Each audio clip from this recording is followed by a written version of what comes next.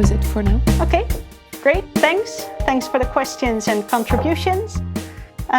We've discussed part 1 of the lecture, so let's move on with part 2.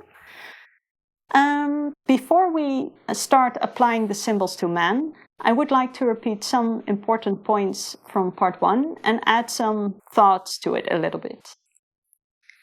So the first point is that life is a collaboration. It's a cooperation of further and less developed life.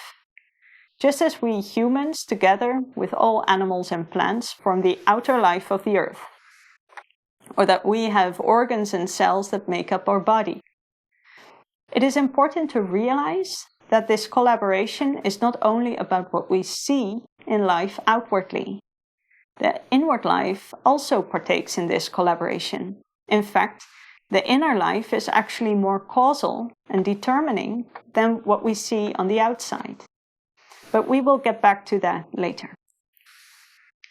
From this collaboration, the top emits an atmosphere that other beings are attracted to, and in which they live and have their being.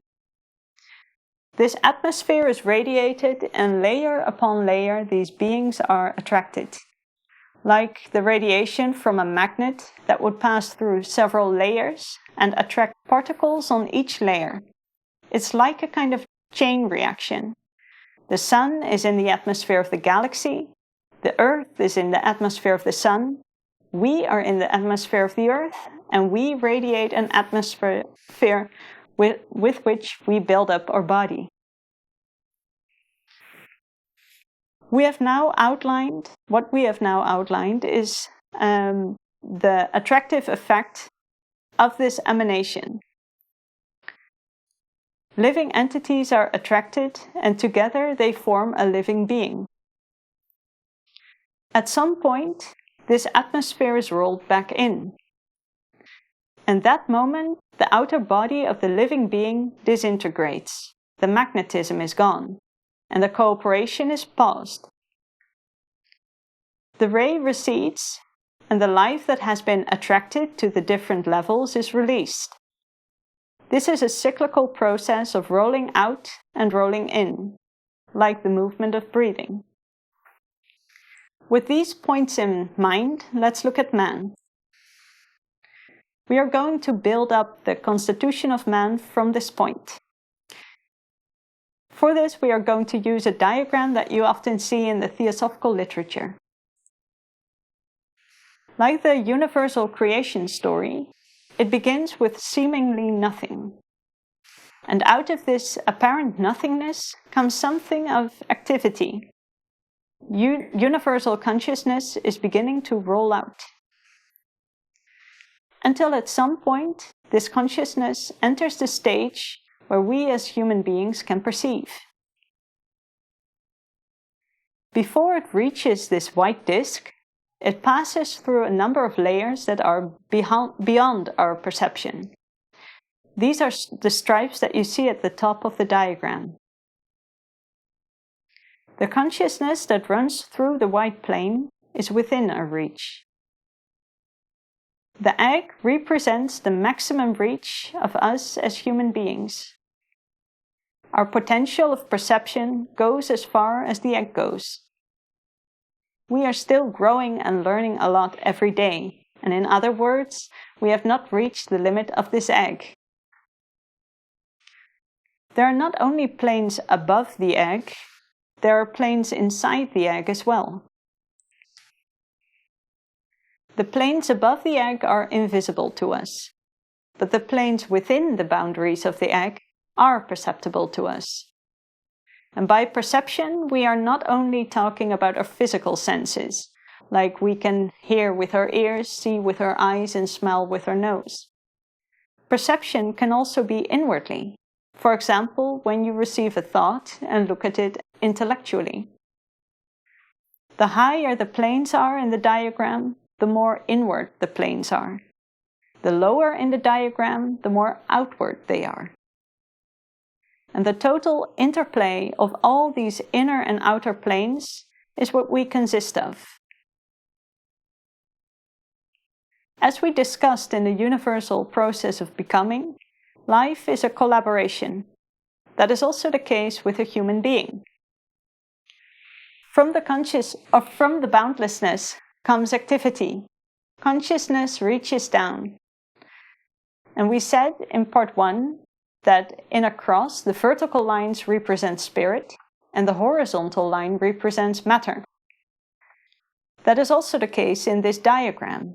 Where these two meet, where there are crosses, there is manifestation.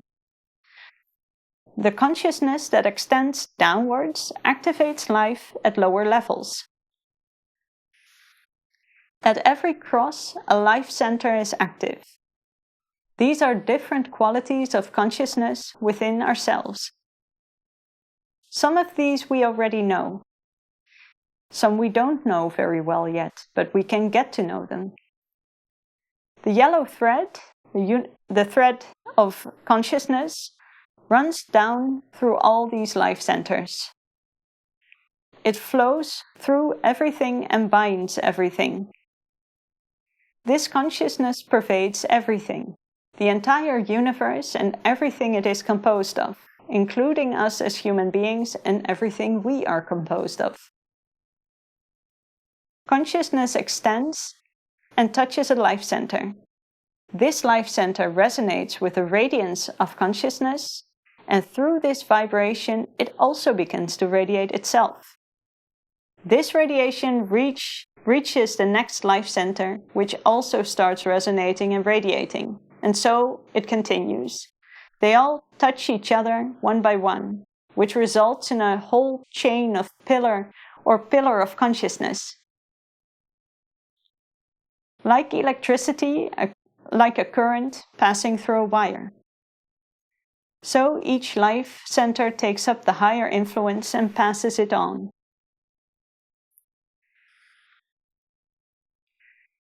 You can see that the life centers are getting smaller and darker from top to bottom. This has to do with the range and degree of materiality of these life centers. The higher the level, the more spiritually focused and greater the scope. That is, the more comprehensive, ethical, and inclusive the life center is. The lower the level, the more material and limited its scope. Be careful not to fall in the trap of thinking that the one is better than the other. All life centers are indispensable and have their place. They also are all necessary to be a fully functioning human being. Our mission is to learn to work well with the whole, that we learn to do our job well at our level, so that we as human beings, as a link in this entire chain of consciousness, pass on this power in a good way, to everything that we are composed of, and to the life that surrounds us. So we have to deal with all these life centers and these qualities of consciousness. This is what we are composed of. And now a very important ethical question for us, because this consciousness runs through us like electricity. We receive this consciousness force and send it out with our interpretation on our level. It's not like we can stop this flow. And whether we like it or not, we radiate continuously. When we think of something, it's verbally or non-verbally noticeable in our environment. So we give direction to ourselves, and the question is, what quality do you radiate? What quality do you want to radiate, and are you willing to improve this quality? Let's take a look at the life centers one by one, to see exactly what qualities we are talking about, so that we know what we can focus on. The supreme quality is universal consciousness, the level of the supreme self. This is the core of our core. This consciousness is so universal that it is beyond our human comprehension. Because of this, we can say little more about it. But what we can say about it is that when we as human beings are completely perfected, that we will grow beyond this white egg towards the Supreme Self, like a chick that will burst out of its shell, and step into the light. The next plane is our divine plane. This center is also very abstract, but there's already more to say about this. It is the center that connects us to the most universal consciousness, the Supreme Self. This center represents the highest state of self-awareness that we as humans can achieve. This point is the invisible center around which everything of us as human beings revolve. Just as the planets that have the sun as their center and revolve around it. The kind of thinking that best corresponds to this level can be described as a sense of unity. And when you think of the limitless consciousness that flows through all life, that all life is one life, you can imagine that you can be intensely aware of this, a full realization of the interconnectedness of all existence. That you are fully aware of this, see the interconnectedness, and act accordingly in a perfect way. This type of consciousness is a dot or spot on our horizon. The next plane is the spiritual plane. This spiritual center is the right hand of the divine center, and together they are also called our inner God. They are our inner compass, from which our intuition grows, where our ideals spring from, where our urge to do better comes from, like an inner light that guides us. And if we didn't have this light, our mission in life would be completely unclear. Everything would be hopeless, as if we had no ground under our feet. Nothing to drive us, nothing to go for. This is our immortal individuality, the unique vision with which each individual human being can contribute to the world. Everyone has this inner compass and can listen and learn to listen, or learn to listen to it. It helps us to develop our full humanity with all the strength of character, ethics, and morality that comes along with it, to become more and more self-aware. If we had to connect words to how our thinking corresponds to this level, the words would be insight and understanding. To have insight in how life works, which gives you understanding. With this, we are not only talking about understanding how this works in or for oneself, but for all life. The understanding you have for and towards fellow men. Because you understand how life works, you understand better and better how life can be directed, and have sincere understanding, love, and patience for the struggles of others. Let's take a look at the next two planes. The lower human level is what we have developed so far, along with the levels below it, which I will explain in a moment. At the lower human level, we have developed the lower or personal mind. At the higher human level, the higher or above personal thinking is active. Our human thinking is therefore not fully developed yet. And for that reason, there is quite an element of tension between these two levels in us. This has everything to do with the fact that we are learning here. We are making steps toward more mature thinking. That is, to think more independently, but also to think more comprehensively, more inclusively, more ethically. Thinking that is not dependent on others and at the same time has a greater understanding of life and love for life. And this learning, like all learning, goes with trial and error. Examples of these are that sometimes we fight for our own right without really having seen and understood the point of view of the other. What you could see as an attempt of independence but without understanding. Or when we ask questions without first thinking or investigating ourselves, in which we actually lean on the independence of someone else, which is not independent nor compassionate. These are all symptoms of the fact that we don't actually control our thinking properly yet. When you don't control something, it tends to shoot in all directions. Our thinking skills are not yet refined.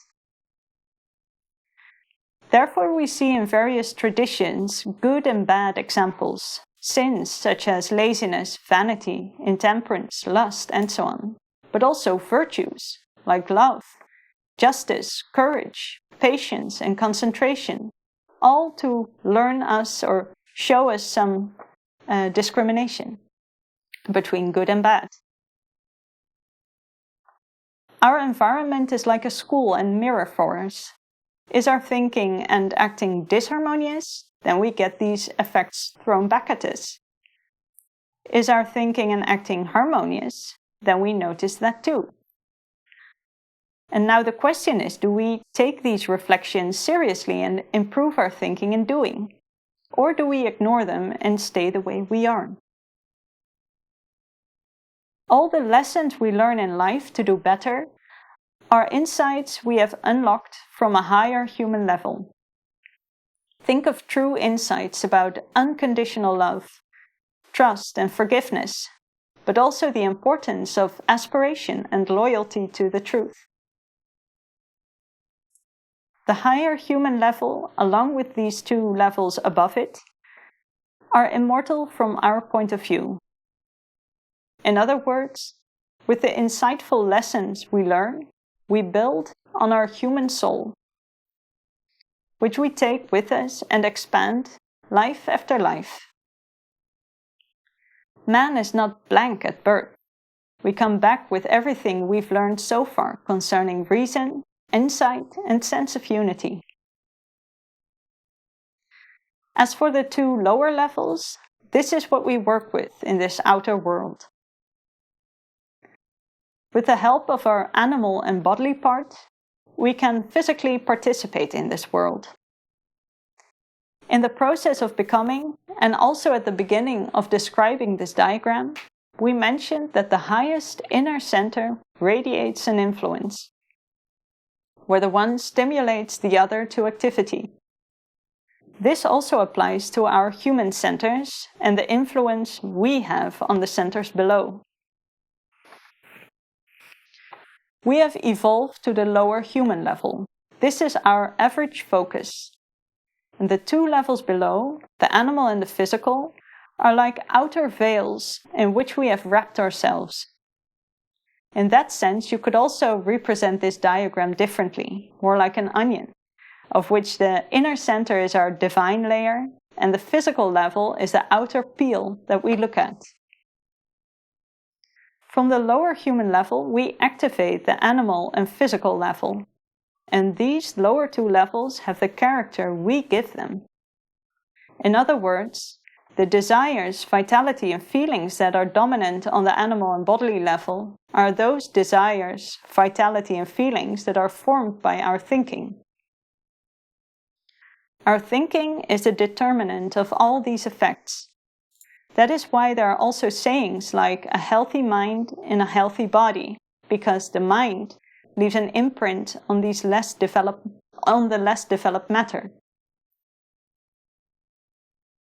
We already said that man has developed to the lower human level. This point of consciousness, along with the points above it, have obtained something that the two lower points don't have yet. And that is a degree of self-awareness. A degree of self-awareness of the Supreme Self.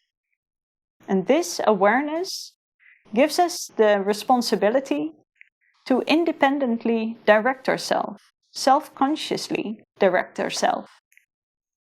I use the word responsibility here very deliberately, because it is really a responsibility. We are a link in the chain of consciousness. We receive consciousness and pass it on as a part of this planet, in which we have a place and are in contact with our fellow men. And we also influence all those lower parts that compose us. So again, the question of conscience. We direct ourselves self-consciously. What quality are we sending out? And are we willing and working on improving this quality? Do you contribute to an atmosphere where everyone learns to develop themselves, to become the best version of themselves? Or are we contributing to an atmosphere that hinders growth? As we said before, we have an inner compass. Somewhere we know what is right to do and what is not. And maybe we are not always fully aware of it, but that is just because we are fairly new students in this area. And when we do our best in all sincerity to follow our inner compass, we get better and better at it. If we keep our eyes open and see the consequences of our actions and judge them honestly, we can learn lessons that add to our human souls. And at the same time, we help others to build their human souls, because this learning, this constructive attitude, is stimulating for everyone. And with the acquired insights, we can assist each other. And with that idea, I wanted to end the lecture for this evening. We now have another short break of 3 minutes, during which you can ask questions. And after the break, we will discuss them. See you again soon. Okay, welcome back. As I understood, there are again few questions, so let's hear them. Yes, we have some questions. This one is, you mentioned that emptiness is a fullness. Then that also means that the air and everything that is not visible to us is alive. Then we influence each other enormously. It also gives a responsibility. Can you say something about that? Yes, there's a huge responsibility because everything is connected, interconnected even. Parts of us are on the same planes, and everything we think and radiate affects the other. And if that person is not self-consciously aware of what is happening, you might nudge him in a wrong direction or push him accidentally to a wrong interpretation or something. So we all bear a responsibility. And I think a healthy attitude is to be as open as we can be as honest as we can be, whether we know something or not, and just be honest about it, because I think then we can disrupt as little as possible. Yeah. Okay. Then a question about the diagram of the egg. In this complex diagram of the composition of man, where am I? There are various answers, I guess, to this question. But our main focus is on the lower human level. But we as thinkers and our thinking stretches over the entire egg. So when we are on an insightful level, we resonate with the spiritual plane. And it depends on how we direct our thinking to which plane we resonate. And in a way, you could say I to that plane at that particular moment as well. So, that's short, I think. Yeah. It's a very complex diagram, but it's clear. Let's see. No, that's just a comment. And then there's a question on the diagram. Do you know, or can you say something about why it has the shape of an egg? Well, you do see literature where it doesn't have the real egg shape, that it has a smaller bottom and a larger top. Maybe it is because the higher regions are more comprehensive and have a larger scope, that part of the egg is bigger. But Blavatsky also explains all of life and the development of it using an egg. And I think it's in her instructions, I believe, which is in the collected writings. There she uses it and explains all of the parts of the egg and connects them to the development or process of becoming. Yeah. Yeah, I think that's it for now. Okay, good. Then let's move on. Because next week we will continue with a study of this lecture. So if the contents of this lecture resonated with you and you would like to discuss this topic together with a group, go to our website and register for the study.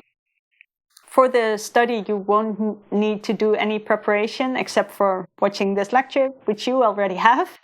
But go to the website and register for the study. And on the day of the study, you will receive a Zoom link to join the group. Last but not least, we close with the Gayatri, a verse from the Hindu Rig Veda. And if you look closely at this verse, you will see a path mapped out. The inner path of our human constitution, on which you can follow the yellow or golden thread that flows from the central point. And it goes like this. O thou golden sun of most excellent splendor, illumine our hearts and fill our minds, so that we, recognizing our oneness with the divinity, which is the heart of the universe, may see the pathway before our feet, and tread it to those distant goals of perfection, stimulated by thine own radiant light.